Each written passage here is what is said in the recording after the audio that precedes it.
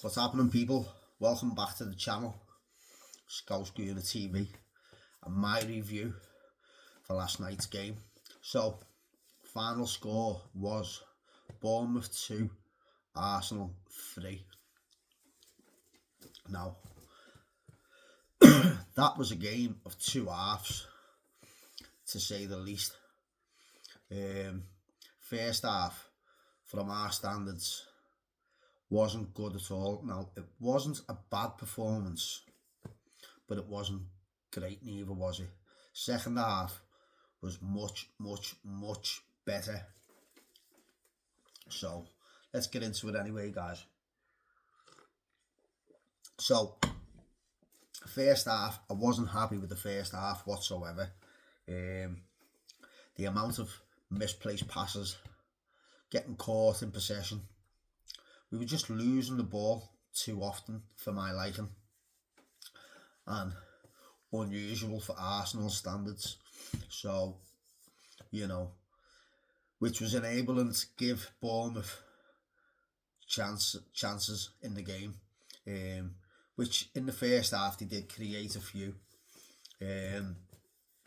But let's talk about the first goal. First goal, calamity by Gabriel. Now, Gabriel is kind of in the left back position when he receives the ball, and I don't think he doesn't look where he's hitting it. I think he just like swivels and hits it kind of into the left centre back position. Now, I don't know if he's expecting someone to be covering him in that position. That's how it seemed to me anyway, but unfortunately for him, there was nobody there other than Evan Nielsen, who just had it put on a plate to him, free in space, clear shot at goal, which he took. Both hit the back of the net. Bournemouth were 1-0 up. Absolute howler by Gabriel, as I've already said. But Big Gabby, being Big Gabby, goes and does Big Gabby things. 5 minutes later, he's up the other end in the 18-yard box. Bump. I think there's two shots. I think there's a couple of shots inside the box that are rebounded, and eventually it lands to, or comes out. I don't know if it just lands to him or someone lays it off to him. I can't remember fully now. Anyway, he receives the ball, bump, and Gabriel just puts it in the back of the net from about 15 yards out. So, within 5 minutes, that lead is cut back to 1-0. So there wasn't much more in the first half to go by, as I say. Even after we got the goal back, the tempo didn't really pick up. The performance didn't really pick up at that point. It was just, like I say, it was just, we just kept losing the ball. I was absolutely raging with it at the time. So, let's move on to the second half. Now, second half was a lot better by us.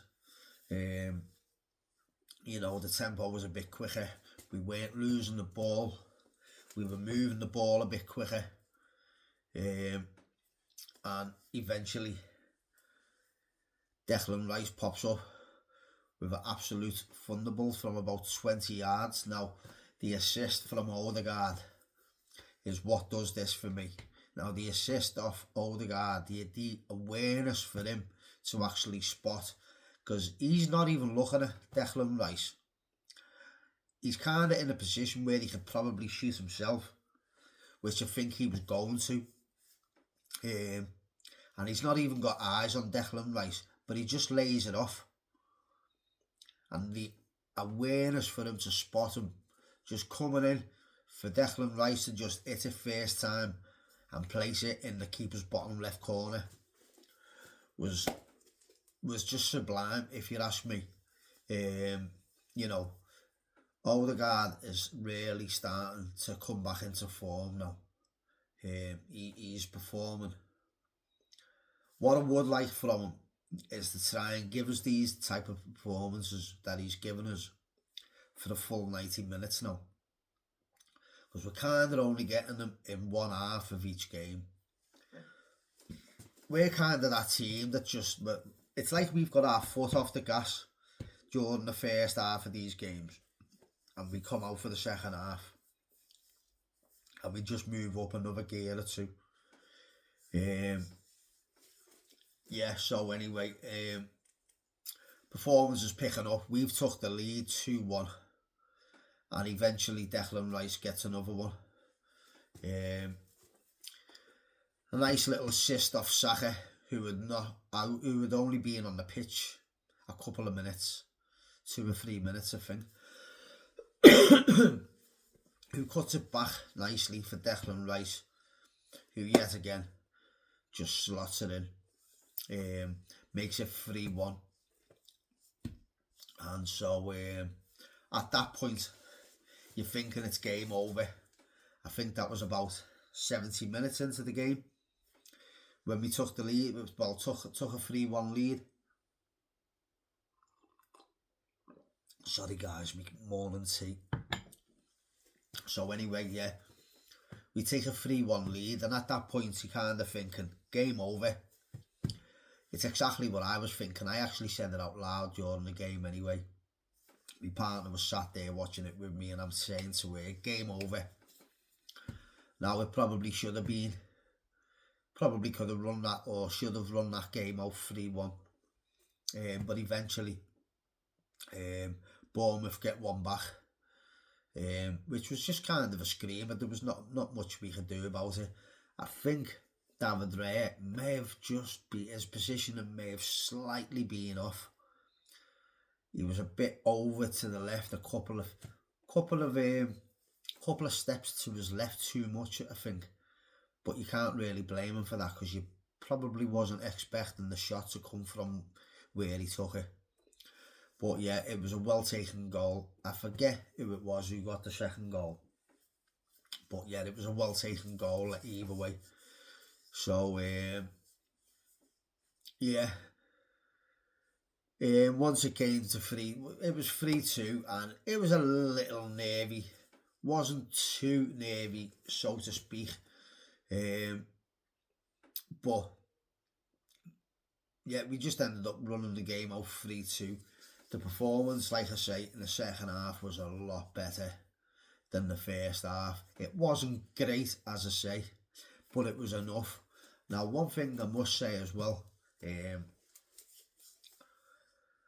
Bournemouth are actually a better team than people are giving them credit for right now.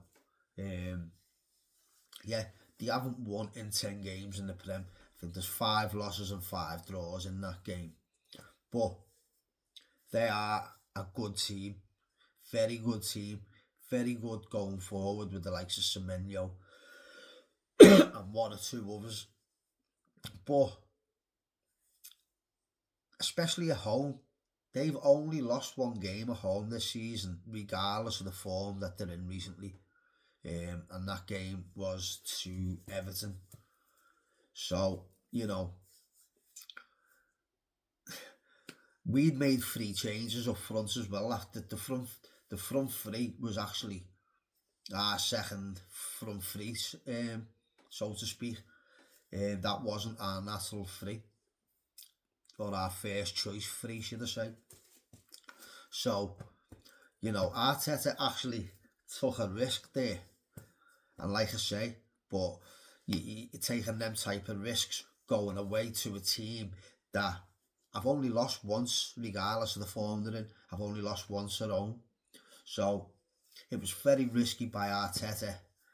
But, you know, it shows how much he trusts in these players that he's got that are a part of his squad now.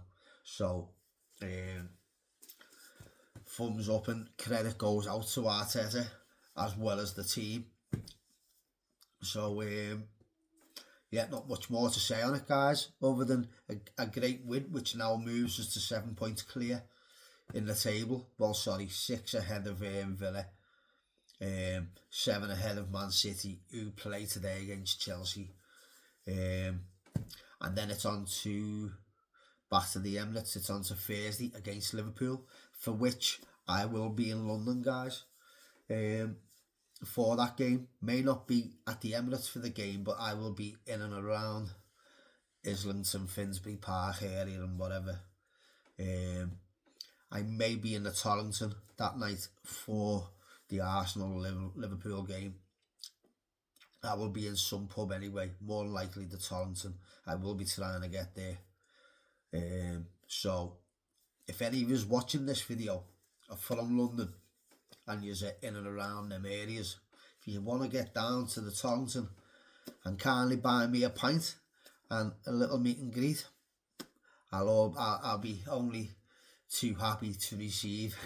So yeah, guys. But yeah, Man City playing Chelsea today. So keep our fingers crossed that Man City can go and throw a couple of points away, if not all three. Yeah. But either way, we're in a great position now, aren't we, guys? Yeah. Like, we just need to keep this up now, and that's 5 wins on the bounce in the Premier League. We just need to keep going and going and going. And like I say, that starts against Liverpool at the Emirates on Thursday. So that's it for me to review, guys. Just keep a lookout over the next day or two for the video, and then I will kind of do me review in the next day or two, and then once I'm in London on Wednesday, I will do some kind of video outside the Emirates. So just keep a lookout for them, guys. So that's me review, and until then, guys, peace out. Come on, you Gunners.